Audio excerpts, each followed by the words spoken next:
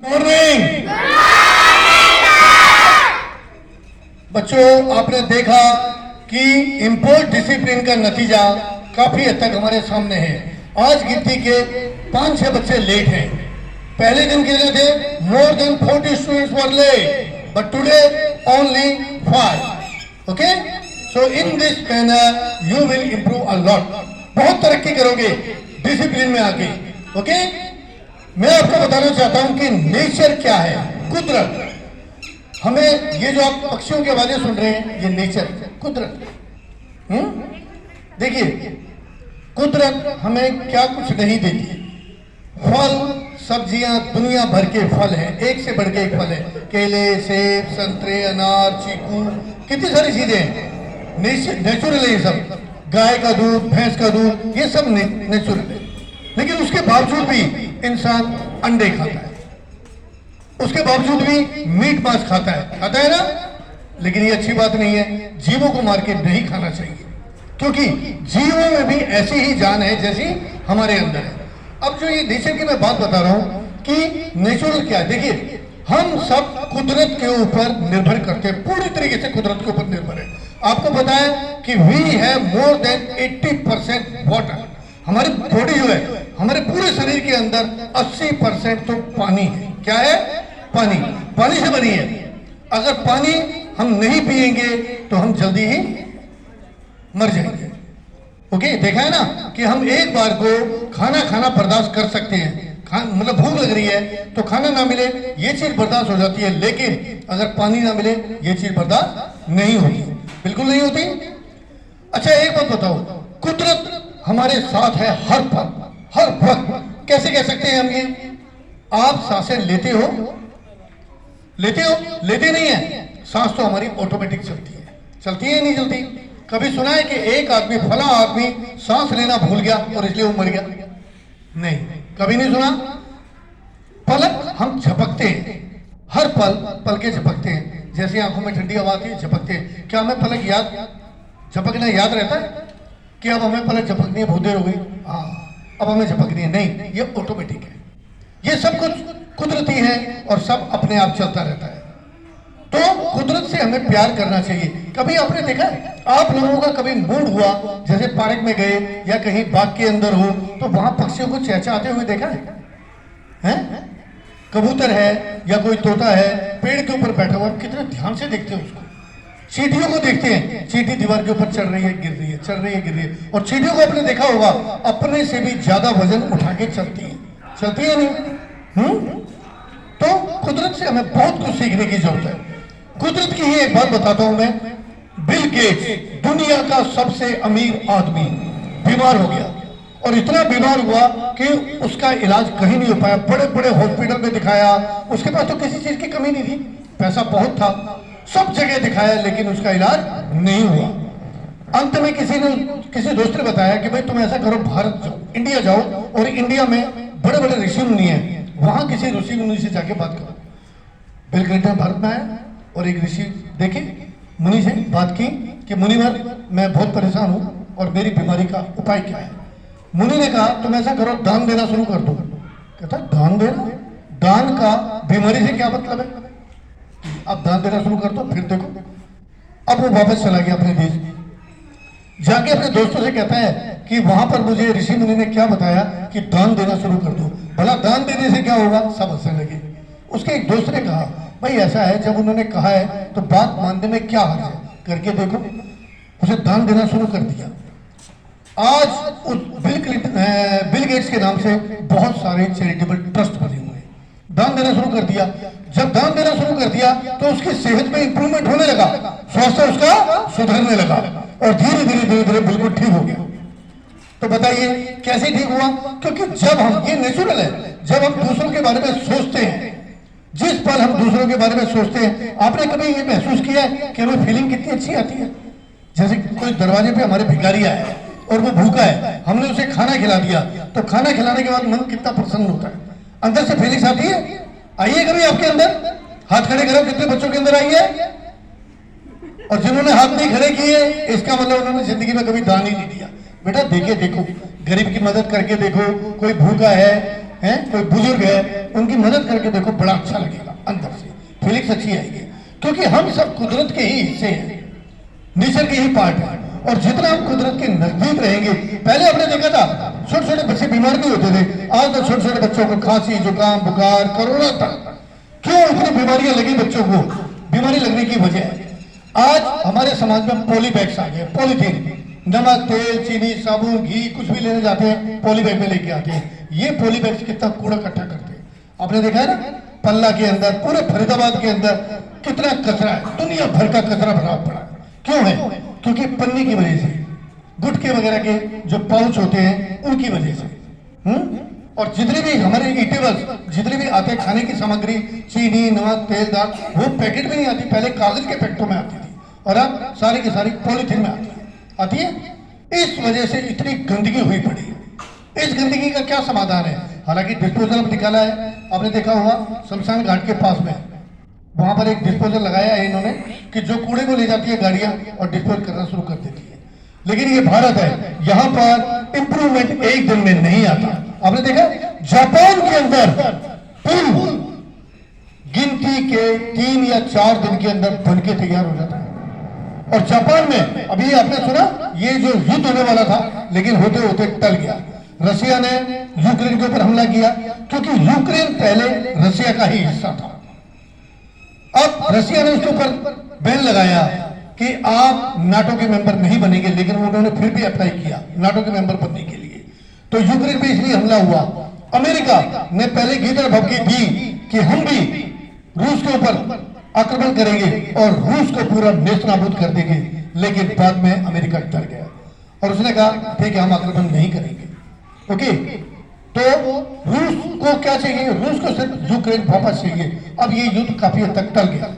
यही युद्ध second world war हुआ था, जब जापान में हिरोशिमा नागासाकी के ऊपर न्यूक्लियर बम फेंका गया था। और उस बम का नतीजा क्या निकला कि वहां पर आज जो बच्चे पैदा होते हैं तो वो बीमार की तरह होते हैं। लेकिन जापान के अंदर इतना दमखम है, उन्होंने उससे भी अपने आप को उबार लिया। और जापान के अंदर इतने जोशीले लोग हैं, वहां 90 साल के बुजुर्ग हैं, 100 साल, 110, 115, 120, 125 साल तक वो जीते हैं। उनके जीने की वजह क्या है? वो पौधे से प्रेम करते हैं, फल फ्रूट खाते हैं, नॉन वेज वगैरह बहुत कम। तो क्या समझ मिला इससे कि हमें क्या बनना है? वेजिटेरियन। हमें नॉन वेजिटेरियन नहीं बनना, कुदरत से प्यार करना। तुलसी के पत्ते डाल के चाय पीते हैं, कितने बच्चे पीते हैं? दूध में तुलसी के पत्ते डलवाओ मम्मी से, बहुत अच्छी है। ओके, ये नेचुरल है। जितना हम नेचुरल ज्यादा से ज्यादा अपनाएंगे उतने ही जिंदगी में कामयाब होंगे। आपको पता है पीपल के पेड़ के नीचे भूत होता है, ये बात कितने बच्चों ने सुनी है? भूत नहीं होता, भूत नहीं होता। पीपल का पेड़ क्या करता है? देखिए, सारे पेड़ जितने भी हैं, ये क्या करते हैं? दिन में हमें देते हैं ऑक्सीजन। क्या देते हैं? और रात में क्या देते हैं? उल्टा कर देते हैं। लेकिन पीपल के पेड़ के साथ उल्टा है। ओके, वो हमें क्या करता है? कार्बन डाइऑक्साइड देता है। अगर आप पीपल के पेड़ के नीचे सो जाते हैं, घाट पे पहले बड़े बुजुर्ग वगैरह सब क्या करते थे? पीपल के पेड़ के नीचे सो जाते थे। पीपल के पेड़ के नीचे सोने से क्या होता था? कार्बन डाइऑक्साइड पीपल का पेड़ छोड़ रहा है, कार्बन डाइऑक्साइड हम छोड़ रहे हैं, ऑक्सीजन मिल नहीं रही है। नतीजा क्या निकला? हम बेहोश हो जाते थे। लोगों ने कहना शुरू कर दिया। ये बात मैं आपको बताता हूं, बहुत गहराई की बात है। ये अफवाह अंग्रेजों ने फैलाई थी। आपको पता है ना कि Britishers ruled over our country for more than 190 years. 190 साल उन्होंने राज किया। उन्होंने हमारे ग्रंथों के बड़े तथ्यों को तोड़ मरोड़ दिया। किस लिए? क्योंकि वो हमारे देश को लाइक नहीं करते थे। उन्होंने ये अफवाह फैलाई पीपल का पेड़ बहुत ही अच्छा पेड़ है, इसीलिए पीपल के पेड़ की पूजा की जाती है। आपको पता है, अगर मान लीजिए आपको कहा जाए कि अगले जन्म में आप पेड़ बनेंगे, तो किस चीज का पेड़ बनना चाहेंगे? केले का? केले का कितने बच्चे बनना चाहेंगे? केले का पेड़ कितने बच्चे? सेब, संतरा। लेकिन पीपल का पेड़ कोई नहीं बनना चाहेगा। क्यों? क्योंकि पीपल का कोई भी फल नहीं होता। पीपल का फल बताओ कौन सा होता है? कभी सुना है? टीचर साहब बताएं। पीपल का फल होता है? नहीं होता। लेकिन पीपल का फल हम किसे कहेंगे? पीपल का फल है महात्मा बुद्ध। श्री राम, श्री कृष्ण, ये पीपल के फल हैं। इन्होंने जो साधना की वो पीपल के पेड़ के नीचे की, और ये कितने बड़े महापुरुष बने। वजह क्या थी? पीपल के पेड़ के नीचे। तो पीपल का पेड़ कोई छोटा मोटा पेड़ नहीं। और आपको पता है कोई भी पेड़ दीवारों में नहीं उगता। कभी उगता हुआ देखा है दीवारों में? लेकिन पीपल का पेड़ दीवारों में भी उग जाता है। पीपल का पेड़ छत में भी उग जाता है, और छत पे उगने के बाद वो दीवारों में होता हुआ जड़ नीचे तक ले आता है। कितनी बार तो आपने देखा होगा पीपल के पेड़ की वजह से लोगों को मकान तक तोड़ने पड़ते हैं। तो बनो तो पीपल के पेड़ जैसे बनो। बच्चे रोते रहते हैं, हमें पेंसिल नहीं मिली, हमें रबर नहीं मिली, हमें मौका नहीं मिला, इसलिए हम आगे नहीं बढ़ पाए। नहीं, कोई मौका नहीं। जो भी मौका चाहिए खुद पैदा करो, अपनी हिम्मत के बूते करो। और जो कम में भी गुजारा करना सीख लेता है वही इंसान आगे बढ़ के जिंदगी में आगे बढ़ता है। तो कम में भी गुजारा करना सीखो, क्योंकि गरीबी कभी भी आड़े नहीं आती। इस चीज़ की आड़े कभी नहीं आती कि तुम तरक्की ना कर पाओ। कितने गरीब लोगों ने तरक्की की, जिंदगी में आगे बढ़े। तो ये सब एक्सक्यूजेज हैं। देखिए हमारे पास कितने एक्सक्यूजेज हैं काम ना करने के। We would have more than 1000 excuses. हजारों हमारे पास एक्सक्यूजेज हैं काम ना करने के। लेकिन काम करने के लिए early in the morning, to get up early in the morning at 5 o'clock, it's very tough, बहुत कठिन है। लेकिन जिसने उठना वो एक झटके में उठेगा और अपने सारे काम करेगा। मॉर्निंग वॉक भी करेगा, मॉर्निंग एक्सरसाइज भी करेगा, सारे काम करेगा ना। और जिसे नहीं करना उसके बाद बहुत बहाने, कल से उठूंगा, आज नींद आ रही है, आज पेट में दर्द है, आज सर में दर्द है, आज मन नहीं कर रहा, कल से उठूंगा, पक्का उठूंगा। बहाने नहीं, जिंदगी बहानों से नहीं चलती। जिंदगी किससे चलती है? इरादों से चलती है। तो हमें क्या करना है? हमारे इरादे बुलंद होने चाहिए। इरादे बुलंद कैसे? एक बच्चे को ऋषि मुनि ने क्या किया? बच्चे ने पूछा कि सफलता पाने का गुरुवर क्या उपाय है? गुरुजी ने कहा सफलता पाने का उपाय मैं तुझे बताऊंगा इतवार को मेरे साथ नदी पे चलना। वो बच्चा नदी में गया। गुरुजी ने क्या किया? एकदम से उसकी गर्दन पकड़ी और पानी के अंदर डुबो दी। अब पानी के अंदर जब आपका सिर डुबो दिया जाएगा तो सोचो किस चीज में तकलीफ होगी? सांस लेने में। कितनी देर सहन कर सकते हो? 30 second, 60 second, 1 minute, not more than that. इससे तो नहीं कर सकते। अब गुरुजी ने उसे 1 मिनट तक पानी के अंदर रखा। अब 1 मिनट के बाद गुरुजी ने गर्दन पकड़ के बाहर निकाला और वो हाँफ रहा है, गुरुजी की सांस ले रहा है। गुरुजी ने पूछा कि बेटा जब तुम पानी के अंदर थे तो किस चीज की इच्छा थी? टॉफी की थी, चॉकलेट की थी, कोई खिलौने लेने की थी, साइकिल लेने की थी? नहीं, किस चीज की इच्छा थी उसकी? सांस लेने की। तो इतनी गहरी इच्छा जब आपकी पढ़ाई करने की होगी तभी जिंदगी में कामयाब होगे, अदरवाइज नहीं होगे। मैं आपको एक किस्सा और सुनाता हूँ। एक बच्चा क्या था, 13-14 साल का था। 13 to 19 ईयर्स के बच्चों को क्या बोलते हैं? टीनेजर। 13 to 19 को क्या बोलते हैं? टीनेजर। और शॉर्ट फॉर्म में टीज कह सकते हैं। 14-15 साल का लड़का था, गया था अपने पेरेंट्स के साथ। वो भटक गया रेगिस्तान में। अब रेगिस्तान में वो भटक गया, रेगिस्तान में दूर दूर तक पानी नहीं। उसके पेरेंट्स ही परेशान। पेरेंट्स तो अपने घर पहुंच गए लेकिन वो बच्चा नहीं पहुंच पाया। अब वो बच्चा परेशान, अब उसको प्यास लग रही है, गला सूख रहा है, चारों तरफ देख रहा है, चारों तरफ। अब मृग मरीचिका होती है जो चमकती है, दूर से ऐसा लगता है चमक पानी है। वहां जाता पानी नहीं था, जहां भी जाता पानी नहीं था। अब वो परेशान, रोने लगा बच्चा। अब यकीन करोगे सबसे ज्यादा उसे क्या लगी हुई थी उस वक्त? प्यास। और जब इतनी जबरदस्त प्यास लगी थी तो उसके पास क्या उपाय था? बताइए। हंसने वाली बात नहीं है, सोच के बताओ क्या उपाय था उसके पास कि अपनी प्यास को बुझा ले। कोई बताएगा? टीचर्स, क्या उपाय था? उसके पास उपाय एक था, अपना ही शिशु पी ले। ये था या नहीं था? और उसने पिया। तो आप क्या कहेंगे, उसने गलत किया या सही किया? जल्दी जोर से बोलो। सही किया है। जबकि ये पीना, अगर हम बात भी करें तो ये छी कितना बुरा लगता है, कितना गंदा लगता है। लेकिन बेटा मजबूरी इंसान से सब कुछ करवा दी।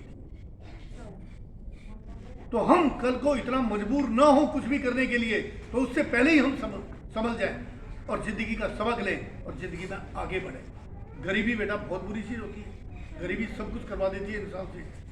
पढ़ लिख लोगे जिंदगी में कभी गरीब नहीं रहोगे, क्योंकि एक पढ़ा लिखा इंसान, और केवल पढ़ाई लिखाई भी पर्याप्त नहीं है, पढ़ाई लिखाई के साथ एक शब्द है बुद्धिमत्ता, जिसे इंग्लिश में कहते हैं wisdom. Only knowledge is not sufficient, along with knowledge also you need to adopt wisdom, बुद्धिमत्ता। कितनी बार आपने अपने समाज में देखा होगा, बच्चों में भी बड़ों में भी, कि बच्चा पढ़ने लिखने में तो बहुत होशियार है, लेकिन उसे तहजीब तमीज नहीं। ऑन द अदर हैंड, दूसरी तरफ बच्चा या बड़ा पढ़ाई लिखाई में तो इतना आगे नहीं रहा, कम पढ़ा रहेगा, लेकिन समझ बहुत है उसमें। तो पढ़ाई लिखाई भी हो और साथ में समझदारी भी हो, यानी नॉलेज भी, एजुकेशन भी और विजडम भी, तब तो जिंदगी बल्ले बल्ले हो जाती है।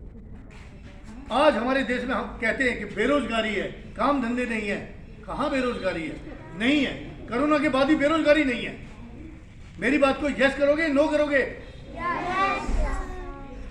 अगर एक पढ़ा लिखा इंसान ये कहता है जाके किसी स्कूल में या किसी हॉस्पिटल में या किसी ऑफिस में कि मैं कुछ भी करने के लिए तैयार हूँ, मुझसे झाड़ू करवाओ, पोछा करवाओ, बर्तन कराओ, छोटे से छोटा काम करने के लिए तैयार हूँ, गाड़ियों की सफाई करो, सब कुछ, तो सोचो उसे काम मिलेगा या नहीं मिलेगा? मिलेगा या नहीं मिलेगा? जोर से बोलो। अब वो बेरोजगार रहा नहीं, तो बेटा काम कोई छोटा नहीं होता। किसी भी काम को छोटा मत समझो। घर के अंदर सभी काम करो, अपने मम्मी पापा की मदद करो, जो छोटे बहन भाई है वो अपने बड़े बहन भाइयों की मदद करो।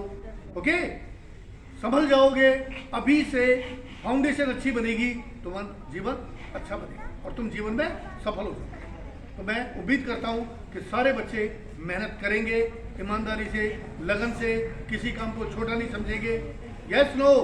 सभी बच्चे करेंगे? एक बार फिर से बोलो।